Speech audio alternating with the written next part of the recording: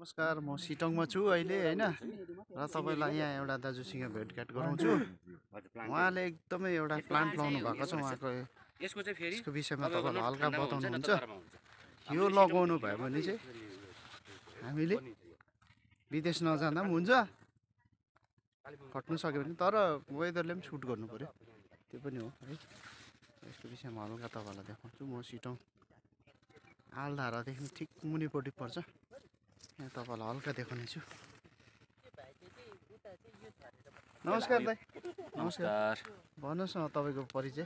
मेरो नाम दिलकुमार राई। दिलकुमार राई, म सिटङ 3 को। सिटङ 3 को। तपाईँले यो पुरा खेती गर्नुभएको रहेछ होइन? हजुर हजुर। यसको विषयमा अलिकति हल्का जानकारी दिनु। यसको नाम चाहिँ तपाईँको यो चामलडोरा भन्छ हो। चामलडोरा, हजुर। चामलडोरा यसको चाहिँ फल हो यो। फल। अब यो चाहिँ फुल्नु आँटेको छ। हजुर। यो चाहिँ फुल्नु आँटेको छ। यो फुलिसकेपछि चाहिँ यसको चाहिँ के हुन्छ भने यसको र यो जुन चाहिँ हुन्छ यसको यो क्रसिङ हुन्छ खास गरी चाहिँ। हजुर। क्रसिङ भएपछि तपाईँको यस्तो खालको फल निक्लिन्छ। फल है। हजुर, यो फल अब यो फलिरहेको छ यहाँनिर पनि देख्नुहुन्छ तपाईँले साइडमै फल फलिरहेको छ। यो भर्खर सुरु भएको फल यो पालिदेखि सुरु भएको फलेको। अब यसको चाहिँ के हुन्छ भने 2 वर्ष 3 वर्ष रोपेपछि यसले फल दिनु थाल्छ। यो फललाई चाहिँ फेरि हामीले के गर्छौँ भन्दाखेरि चाहिँ हट हाउसमा लगेर फेरि यसलाई रोप्छौँ। रोपेपछि चाहिँ मसिनो खालको एउटा बिउ निक्लिन्छ। त्यो बिउ चाहिँ हाम्रो यहाँनिर सिटङमा एकदम ज्यादा डिमान्ड हुन्छ। यो सबै बेसी भन्दाखेरि बेसी मात्र डिमान्ड चाहिँ हाम्रो कालेबुङले लान्छ, कालेबुङले उठाइदिन्छ। कालेबुङले जस्तो उठाइदिन्छ नि हाम्रो यो एउटा यसको यो एउटा गाछ निक्लिन्छ यसको।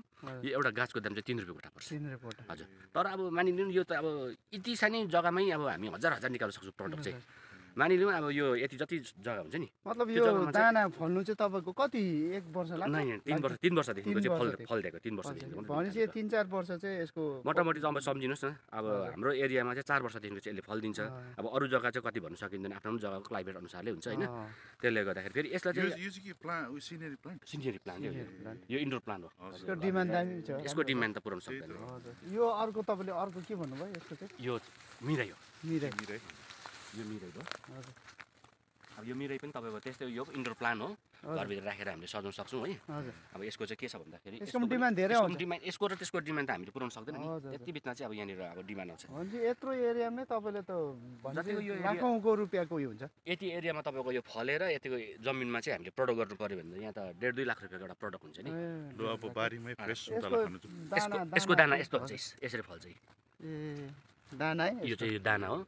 यसलाई चाहिँ टक्कै टिप्यो, राख्यो, 1-1.5 महिना जस्तो सुकायो। सुकाएर चाहिँ अब यसलाई लिप मलमा चाहिँ हामी हट हाउसभित्र चाहिँ उयो गरिदिन्छौँ। तपाईँलाई चाहिँ लगाएर चाहिँ यसको मतलब 1 सालको बादमा फेरि यसको बिक्री भइहाल्छ। है। हुन्छ, धन्यवाद। र हामी चाहिँ अब सुन्तला खानु जाने, उहाँकै सुन्तला बारी छ र पहिला उहाँको भयङ्कर थिएछ यो सुन्तला, तर भाइरसले गर्दा चाहिँ सबै प्राय भाइरसले खाएर चाहिँ माथि सुक्खा भएको चाहिँ भाइरसले खाएको बोट रहेछ है। त्यो चाहिँ अब मरेछ बिच। उहाँले फेरि एउटा तल अलिअलि बाँचेको छ, उहाँले फ्रेस अब सुन्तला खानु जाने हामी। यहाँ माथि देख्नुहुने चाहिँ उहाँको होमस्टे हो। अहिले होमस्टेको पनि तपाईँलाई देखाउने छु हल्का फुल्का। र अब हामी सुन्तला बगानमा आइपुगेको छौँ। र गाइस हेर्नुहोस्, सुन्तला बोटमै छ हो। अब यो चाहिँ फ्रेस अब अर्ग्यानिक बोटबाटै खाएको।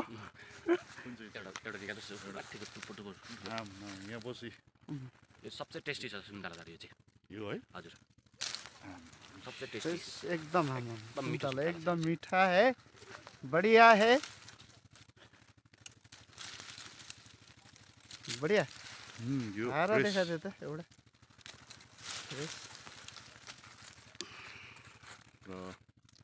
दाजुलाई धन्यवाद धेरै धेरै है। यसरी फ्रेस गार्डनको सुन्तला खानु पाएकोमा है। यो चाहिँ अब लकी मान्छेले मात्रै पाउँछ। सो गाइस एकदम बढिया एउटा सुन्तला यो एकदम दामी छ। यो चाहिँ माथितिर तपाईँले दर्जनको 100 रुपियाँ होला होइन? अहिले 100 रुपियाँ हालेको छ नि त। सबसे टेस्टी छ। दामी गुलियो, अमिलै छैन। यो खानु यो भालो आयो भनौँ टक नै। चिया खाएको बेलामा आएर आफै टिपेर खायो, सेन्ट हराइहाल्छ। आफ्नो पनि कोही बेला टाइम पास यही हुन्छ।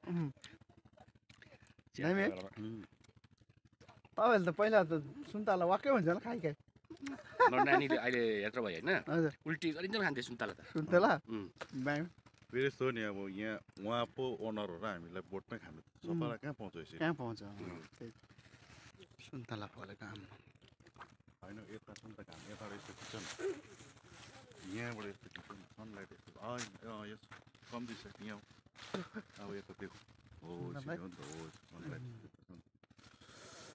अहिले मैले लगाउँछु यो 1 वर्ष फेरि एउटा सानो सुन्तला फलाउनु भनेको चाहिँ बोटमै हो हाइब्रिड सुन्तला है यो ग्राफ्टिक गरेको सुन्तला चाहिँ यो जस्तो यो मुनिको यो देख्नुहुन्छ नि यसको यो गाँठो देख्छ नि यो चाहिँ यहाँदेखि उँधोको चाहिँ तपाईँको भोकटेसँग गरेको बोकटे यहाँदेखिको योदेखि उकालो चाहिँ फेरि यो सुन्तलाको ग्राफ्टिङ हो किनभने यहाँदेखि उँधोको जुन चाहिँ सुन्तलामा चाहिँ रोग लाग्छ एक प्रकारको किरा लाग्छ त त्यो किरालाई चाहिँ भोकटेमा चाहिँ किरा लाग्दैन सुन्तलामा चाहिँ किरा लाग्छ त्यसले गर्दाखेरि चाहिँ यसलाई सलिड बाँच्नुको लागि भने किरा नलाग्नु लागि भने चाहिँ यो भोकटेसँग त केही पनि किरा लागेन सुन्तलामा चाहिँ किरा लाग्छ भनेर चाहिँ भोकटेसँग ग्राफ्टिङ गरेर बनाएको हाइब्रिड गरेको सुन्तला यो कति भयो फलेको यो 3 साल भयो 3 साल भयो 3 साल फल फलेको अहिले यो फल लागेको चाहिँ अहिले यो फर्स्ट साल है 1 महिना भयो तपाईँको होइन 3-4 महिना भयो यो लागेको 3-4 महिना है फल हेर्नुहोस् 3-4 महिनासम्म पनि फ्रेस छ सानो उयसमा है अझै यो तपाईँको जनवरी फेब्रुअरीसम्म बस्छ यो फल उहाँको सानो होमस्टे हेर्नुहोस् एजिलियना होमस्टे उहाँको एकदमै सुन्दर छ यहाँबाट पारी भ्यूहरू एकदमै राम्रो देख्छ पारी कञ्चनजङ्घा मङ्पू छ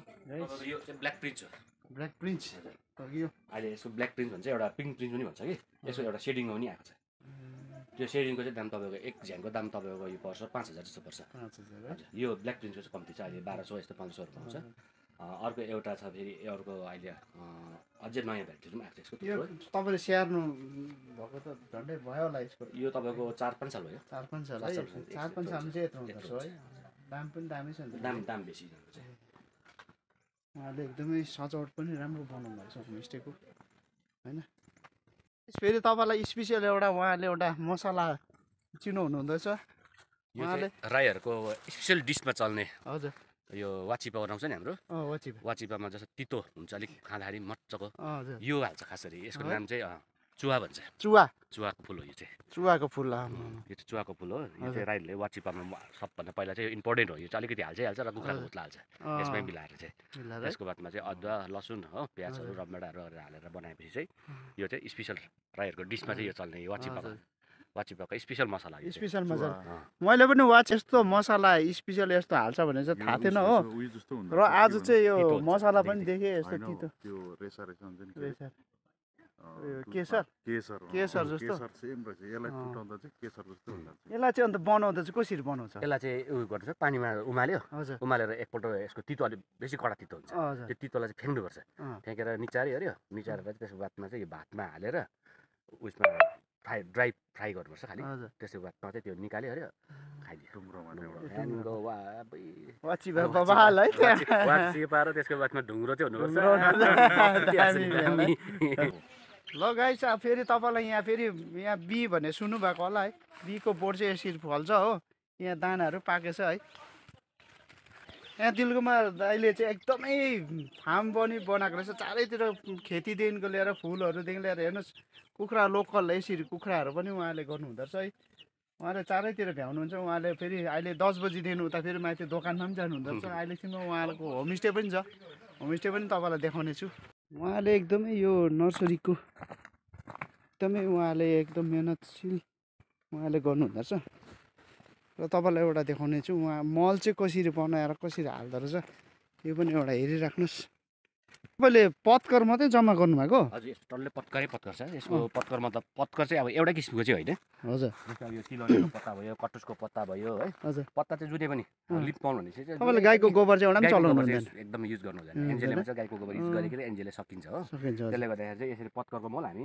जङ्गलबाट सोर्यो ल्यायो भेला गरेर 1 सालसम्म हामीले यसरी पानीमा राखिदिन्छौँ बाहिर ओपन राख्यो अरे त्यसको बादमा चाहिँ हामीले के गर्छौँ भन्दाखेरि यसलाई चाहिँ यो जुन चाहिँ पत्कर छ यसलाई चाहिँ हामीले अब गनेउला धमिरा या कुनै पनि चिजबिज किराहरू लाग्छ नि त्यसको लागि चाहिँ हामीले बचाउनुको लागि चाहिँ के गर्छौँ भन्दाखेरि चाहिँ कोब्रा भन्ने दबाई पाउँछ कोब्रा कोब्रा युज गर्छौँ कि त्यसले गर्दाखेरि चाहिँ यसरी खन्दाखेरि यहाँनिर तपाईँको एउटा मतलब तेल पनि यतिमा चाहिँ कतिवटा प्याकेट हाल्नुपर्छ कोब्रा चाहिँ कोब्रा एक प्याकेटले काफी भइहाल्छ एक प्याकेटले हजुर। त्यो बजारमा पाइहाल्छ बजारमा पाइहाल्छ एक प्याकेट कोब्राले तपाईँको यति जल्लै भेटिहाल्छ हजुर त्यो कोब्राको दुई लेयर गरेर हाल्छ हजुर हजुर एकपल्ट फर्स्ट लेयर हालिदिन्छौँ अँ, त्यसको बादमा मुनि चाहिँ हामी प्लास्टिक लगाउँछौँ अँ, त्यसको बादमा 10-12 भारी पत्कर ल्यायो त्यसको बादमा कोब्रा छर्र छरिदियो त्यसको बादमा फेरि माथि टपमा गएपछि हालिदिन्छु माथिबाट त्यो पानीले फेरि चाहिँ त्यहाँको प्लास्टिकले पानीले- छोप्नु पर्यो होला पर्दैन छोप्नु पर्दैन पर्दैन। यतिकै यो- छोडिदिनु यो खुल्ला यसरी राखिदियो भने चाहिँ के हुन्छ बर्खाभरिको पानी हुन्छ नि हजुर। पानीले गर्दा यो कुहाउँछ पनि अनि माथिबाट छरेको कोब्रा पनि त्यो भित्रभित्र पसि जान्छ त्यसको किरा फटेङ्ग्रा त्यस्तो केही लाग्दैन ए हुन्छ धन्यवाद र मेरो कन्टेन्ट तपाईँलाई मन पऱ्यो भने लाइक दिनुहोस्